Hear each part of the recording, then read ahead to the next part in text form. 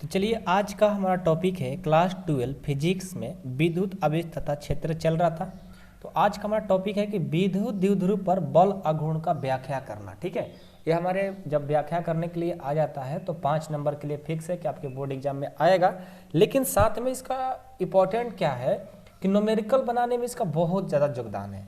यदि आप न्यूमेरिकल बनाना पसंद करते हैं और पढ़ना पसंद करते हैं तो आपके लिए ये टॉपिक बहुत ही इंपॉर्टेंट है। या तो यदि आप एग्जाम में जाओगे और कभी आ जाए कि विद्युत द्विध्रुव पर बल आघूर्ण का व्याख्या कीजिए तो फिर आप छोड़ कर आना पड़ेगा। बहुत सारे बच्चे ध्यान नहीं देते इस टॉपिक पर, लेकिन आपको ध्यान देना होगा। ठीक है, ध्यान से पढ़िएगा, एकदम मस्त समझ में आएगा। ठीक है, चलिए स्टार्ट करते हैं। सबसे पहले इसका फिगर हम बनाने की कोशिश करेंगे।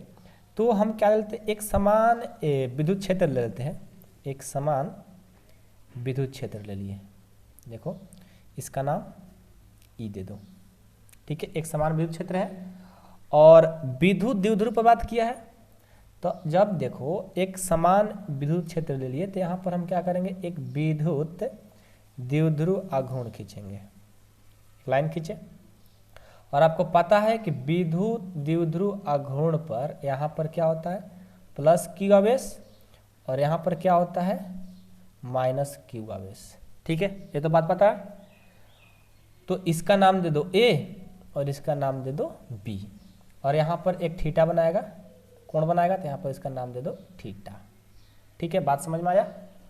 अब देखो यहाँ पर विद्युत क्षेत्र के कारण बल F बनेगा ना, ये हो गया F। और F का फॉर्मूला क्या होता है, F इक्वल टू क्या होता है, Q इंटू ई होता है। यानी विद्युत क्षेत्र की तीव्रता क्या है, ई क्या है, विद्युत क्षेत्र की तीव्रता है। तो बात सबको पता है।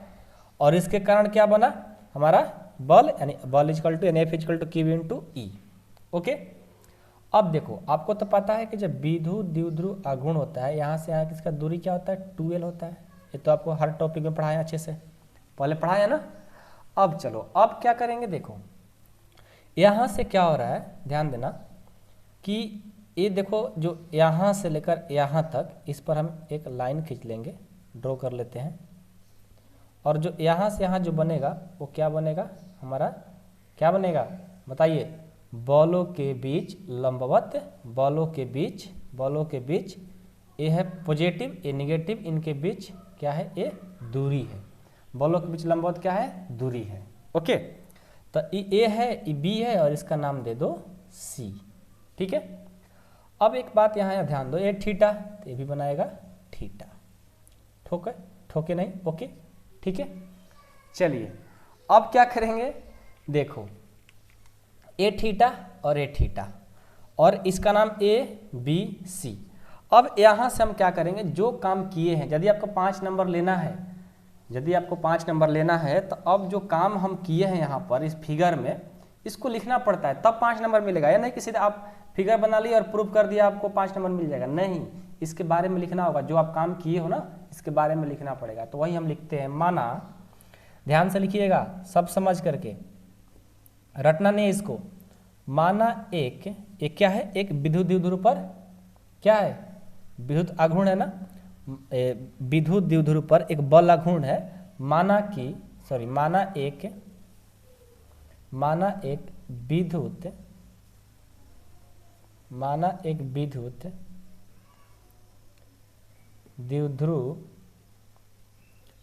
एक विद्युत द्विध्रुव जिसका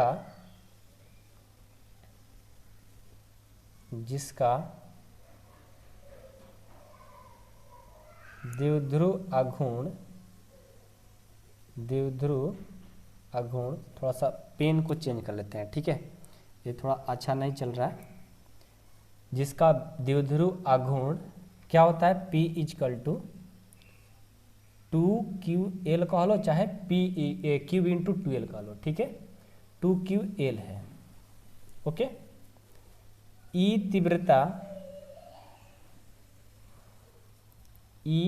तीव्रता के समरूप, थोड़ा फास्ट लिखते हैं ना, ई तीव्रता के समरूप विद्युत क्षेत्र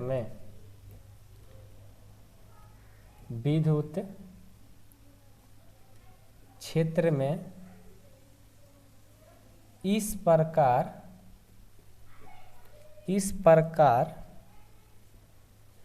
इस प्रकार स्थित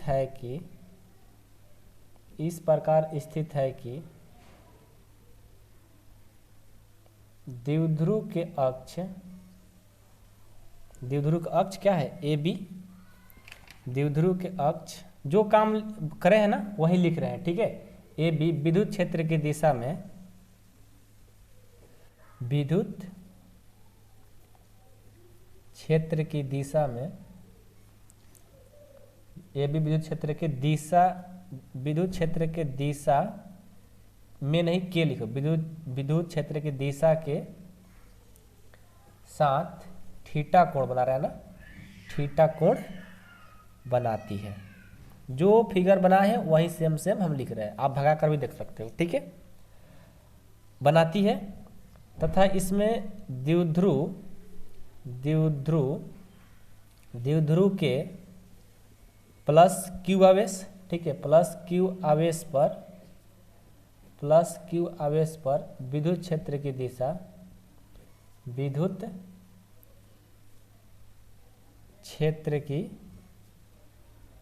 क्षेत्र की दिशा में बल F = QE, ठीक है, सदिश है, ठीक है, लगता है तथा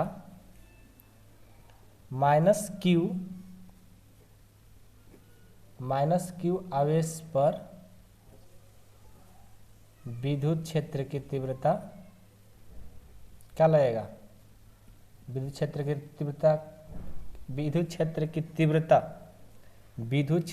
तीव्रता नहीं, विद्युत क्षेत्र के विपरीत होना चाहिए, क्योंकि प्लस पर तो क्यू और इधर तो माइनस होगा, ठीक है। विद्युत क्षेत्र के विपरीत दिशा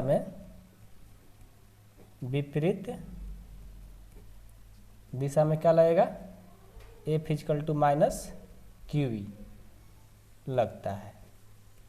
अब आपको समझ में ये नहीं आ रहा होगा कि sir F = QE plus Q आवेश पर और माइनस क्यू आवेश पर F = -QE, ये कैसे लग रहा है। तो देखो, आप लोग अक्षीय और निरक्षीय में पढ़ाए थे, ये उल्टा होता है।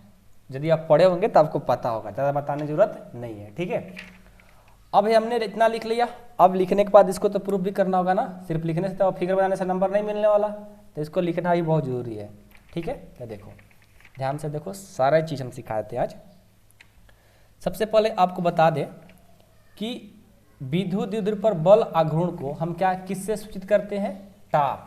कैसे, टा, देखो टा, और टा का फॉर्मूला क्या होता है, बल इंटू बलों के बीच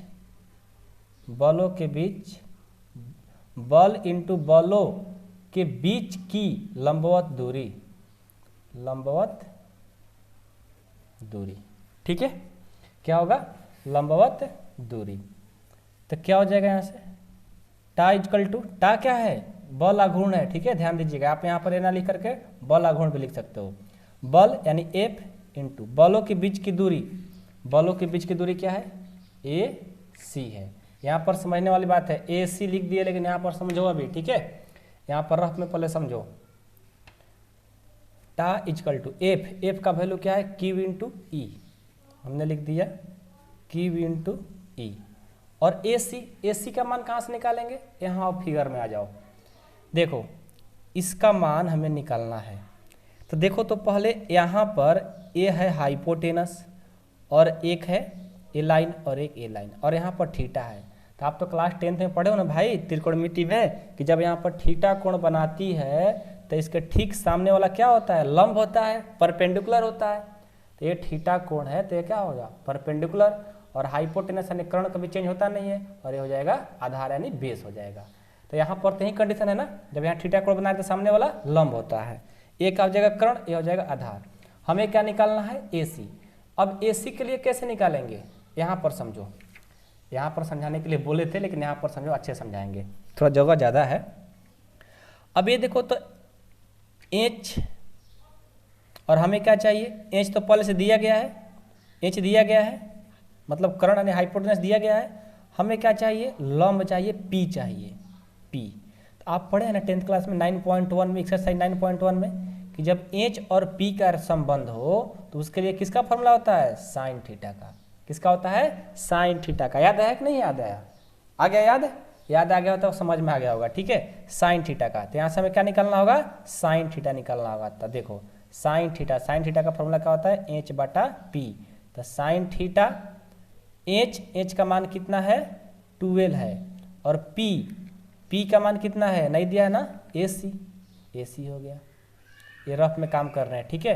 तो यहाँ से क्रॉस मल्टीप्लिकेशन कर दो, यहाँ से क्रॉस मल्टीप्लिकेशन कर दो तो क्या हो जाएगा, देखो पहले तो हम लोग गलती कर दिए हैं कि साइन थीटा का फॉर्मूला होता है P बटा एच, ठीक है, उल्टा लिखा गया था, संबंध बताने हमने गलती कर दिया, ठीक है। यहाँ पर P बटा एच होता है, ठीक है, P बटा एच। तो AC जो है यानी P का मान AC है ना, तो AC ऊपर हो जाएगा, और एच कितना है 12, तो हो जाएगा नीचे 12। साइन थीटा बराबर AC बाई 12। इसको क्रॉस मल्टीप्लिकेशन कराएंगे तो AC से, यहाँ पर कुछ नहीं तो 1 ले सकते हो, तो AC से 1 से करेंगे AC, और 12 से साइन थीटा से करेंगे तो 12 साइन थीटा हो जाएगा, ठीक है। तो अब देखो यहाँ पर इसका मान रख दो, AC का वैल्यू कितना आया, AC equal to 12 sine theta. मान सबको निकालना आया कि नहीं आया, नहीं निकालना है तो मेरे को बताना, ठीक है, कंटेक्ट कर सकते हो मेरे को, ओके। तो tie equal to Q into 2 sine theta आ गया, 12 साइन थीटा आ गया। अब इसको आगे कैसे सॉल्व करेंगे, तो देखो टाई इक्वल टू, इसको हम क्या लिख सकते हैं, देखो इसको हम 2 का 2, Q तो Q, L एक साथ रख दिए, E साइन थीटा बच गया, तो इसको E साइन थीटा लिख दो। अब आपको पता है ना टाई इक्वल टू, देखो 2QL किसका फॉर्मूला होता है, 2QL किसका फॉर्मूला होता है, P का, याद है ना, तो P into E sine theta. यही हमारा क्या हो गया, यही बल आघूर्ण का फॉर्मूला हो गया। किसका है, tau equal to P into sine theta formula हमारा होता है, याद रहेगा ना। दिक्कत यहाँ पर होता है सिर्फ यहाँ पर AC का वैल्यू निकालने में, तो आप लोग यहाँ पर हम समझा ही दिए कैसे निकाला जाता है, ठीक है, कोई दिक्कत नहीं है। चलिए अब देखिए इसी में और देखिए अभी क्या पढ़ना है। अभी तो हमने क्या निकाला, अभी हमने tau equal to P sine theta निकाला, ठीक है। अब टाई इक्वल टू यानी बल आघूर्ण इक्वल टू ये फॉर्मूला हो गया, लेकिन इसमें स्पेशल भी कंडीशन आता है, ठीक है। स्पेशल कंडीशन क्या है उसको भी थोड़ा गौर से पढ़ लीजिए, नहीं तो फिर न्यूमेरिकल में दिक्कत करेगा।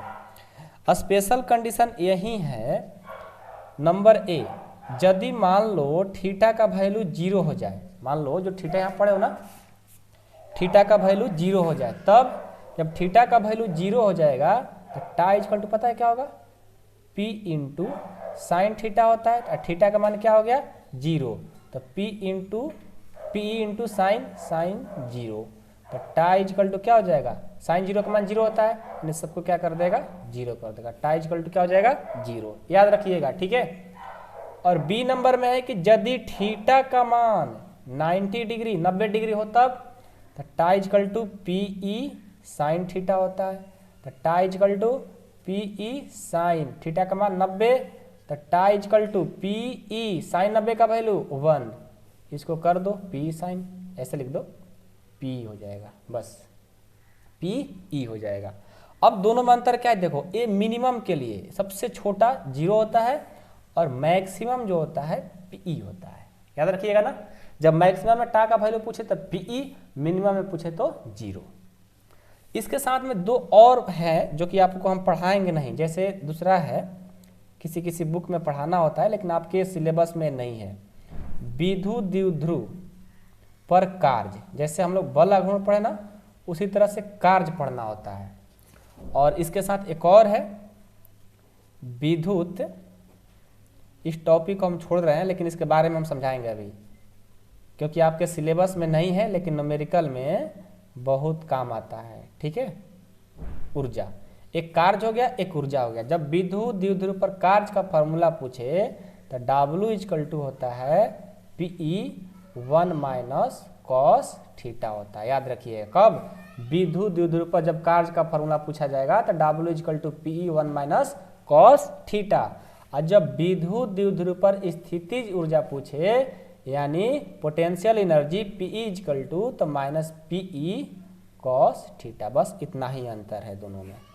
तो इसको भी जैसे हम अभी पढ़े ना, कौन पढ़े, अभी बल आघूर्ण पढ़े हमने ना, जो अभी हमने बल आघूर्ण आपको पढ़ाया ना, जस्ट इसी तरह से ऊर्जा का भी और क्या बोलते हैं कार्य का भी फार्मूला सॉल्व किया जाता है। लेकिन क्लास 12 में एनसीईआरटी बुक में आप लोग को इस सिलेबस में नहीं पढ़ना है। यदि आप न्यूमेरिकल बनाना चाहते हैं तो न्यूमेरिकल वाले के लिए सिर्फ बताए हैं, ठीक है। जिनको न्यूमेरिकल बनाना पसंद नहीं है तो नहीं भी पढ़ेंगे तो काम चल जाएगा, लेकिन भाई पढ़ लेना, ठीक है, काम देगा बहुत। ओके, तो विद्युत द्विध्रुव पर कार्य के लिए W = P1 - cos थीटा और विद्युत द्विध्रुव पर स्थितिज ऊर्जा का फॉर्मूला पोटेंशियल बोल रहे हैं, पोटेंशियल नहीं होगा, पोटेंशियल बोल रहे थे कब से, तो potential energy = -P cos theta होता है। ये फार्मूला हमारा जब न्यूमेरिकल अब सॉल्व कराएंगे तो आप लोग को बहुत काम आएगा। ओके, अब देखिए इसमें एक और टॉपिक है पारावैद्युत, पारावैद्युत नहीं पारावैद्युतांक, क्या नाम बोले, पारावैद्युतांक। तो इसके बारे में भी थोड़ा सा हम लोग पढ़ लेते हैं। ये भी बहुत इंपॉर्टेंट टॉपिक है, कहीं कहीं काम आता है, बहुत जरूरी नीड रहता है उसका, ठीक है। टॉपिक का नाम है पारावैद्युतांक, जिसको हम इंग्लिश में बोलते हैं डाइलेक्ट्रिक, DIELE, सी होता है यहाँ से और TRIC होता है, डाइलेक्ट्रिक कांस्टेंट, कांस्टेंट पारावैद्युतांक। ये क्या होता है, बहुत इंपॉर्टेंट है, कभी कभी हमारे एग्जाम में भी इसका क्या पूछ लिया जाता है, इसको पूछ लिया जाता है कि किसे कहते हैं, 2 नंबर में। अब बहुत ईजी है, बहुत ईजी है, ठीक ना। तो देखो परावैद्युतांक को पहले तो समझ लो, के से डिनोट यानी सूचित किया जाता है, इतना याद रखना, ठीक है। और साथ में देखो इसको हम क्या करते हैं कि आपको पता होगा, या आप ये बताओ हमें कि पहले फार्मूला लिखवा दें, ये फार्मूला बोल रहे हैं, पहले इसका परिभाषा लिखवा दें कि पहले आपको प्रूफ करवा दें। चलो कुछ बच्चे कहेंगे सर फार्मूला पहले परिभाषा लिखवा दो उसके बाद प्रूफ कराओ, कुछ बोलेंगे पहले प्रूफ करा दो उसके बाद परिभाषा। तो देखो दोनों में डिफरेंट यही होता है कि पहले यदि प्रूफ कराएंगे तो परिभाषा अपने आप निकल कर आ जाएगा, यदि परिभाषा पहले लिख देंगे उसी के अनुसार प्रूफ कर दोगे, दोनों बात सेम ही है। तो चलो हम पहले परिभाषा लिख देते हैं, ठीक है। परावैद्युतांक का परिभाषा होता है वायु या निर्वात में, ध्यान रखिएगा, याद कर लीजिए, बहुत इंपॉर्टेंट है, अभी से VVI काट देते हैं, ठीक है। वायु या निर्वात में 2 आवेशों के बीच, 2 आवेशों के बीच लगने वाला बल, लगने वाला बल तथा किसी माध्यम, किसी माध्यम में उन्हीं 2 आवेशों के बीच, उन्हीं 2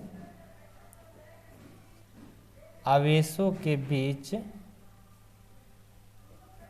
लगने वाला बल, लगने वाला बल के अनुपात, लगने वाला बल के अनुपात को क्या कहते हैं, परावैद्युतांक, परावैद्युतांक कहते हैं। क्या कहते हैं, परावैद्युतांक कहते हैं, याद रहेगा। वायु या निर्वात में 2 आवेशों के बीच लगने वाला बल तथा उसी माध्यम में उन्हीं 2 आवेशों के बीच लगने वाले बल के अनुपात को परावैद्युतांक कहते हैं। यदि 2 नंबर में आए तो आप इतना लिख दो, हर हर महादेव के नाम से आपको 2 नंबर मिल जाएगा, ठीक है। चलिए अब देखिए क्या करते हैं, इसको हम प्रूफ भी करके दिखाते हैं। क्या बोला है, वायु या निर्वात में, तो वायु या निर्वात में सबसे पहले चलते हैं। तो आपको तो पता है कि वायु या निर्वात में जो बल होता है, इसको F1 मान लेते हैं, क्या होता है 1/4 pi epsilon not Q1 × Q2/r², इसको मान लो समीकरण फर्स्ट। उसके बाद किसी माध्यम में बोला है, तो माध्यम में लिखेंगे, किसी माध्यम में अब हम बल देखते हैं, ठीक है। तो F1 हो गया, इसको F2 मान लेते हैं। वो क्या हो जाएगा 1/4 पाई एप्सिलॉन नॉट, और यहाँ पर आता है K, कब, जब किसी माध्यम में। अब K क्या है पहले बताते हैं, इसको लिख लेते हैं, बल = Q1 × Q2/r²। यहीं पर देखो किसी माध्यम में जब बल आता है तो यहाँ पर K आता है, तब इस K का नाम क्या है, तो याद रखिएगा इस K का ही नाम है किसी माध्यम का परावैद्युतांक कहते हैं। याद रहेगा ना, इसी के को किसी माध्यम का परावैद्युतांक कहते हैं। अब देखो यहाँ से क्या हुआ, ये समीकरण फर्स्ट, इसको मान लो समीकरण सेकंड। अब समीकरण फर्स्ट और सेकंड से चलेंगे। समीकरण फर्स्ट में सेकंड से भाग दे दो, क्या हो जाएगा, देखो दोनों तरफ बराबर है ना, तो AF1 और नीचे F2, और ये तो दोनों बराबर है, देख लो ये भी कट जाएगा, ये भी कट जाएगा, ये भी कट जाएगा, ये भी कट जाएगा, बचेगा क्या, के बचेगा सिर्फ, तो हो जाएगा के, और यही हमारा आंसर होता है। ठीक है, आई होप कि आप लोग को समझ में आ गया होगा। ठीक है, और यही हमारा परावैद्युतांक का फॉर्मूला होता है। अगले वीडियो में हम लोग गाउस का नियम पढ़ेंगे, और उसके बाद हम लोग का चैप्टर जो NCERT में चैप्टर 1 है वो कंप्लीट हो जाएगा। तो गाउस का नियम पढ़ा देंगे, उसके बाद कंप्लीट, और उसके बाद न्यूमेरिकल पढ़ेंगे। और जिनको फिजिक्स पूरा फुल कोर्स करना है वो सपोर्ट मेंबरशिप में ज्वाइन हो सकते हैं 8383896119 पर। ओके, जिनको जुड़ना होगा सपोर्ट मेंबरशिप में जुड़ सकते हैं, व्हाट्सएप पर मैसेज या कॉल करके मेरे से डायरेक्ट बात कर सकते हैं। जिनको जुड़ना होगा वहीं कॉल करें। Thank you so much.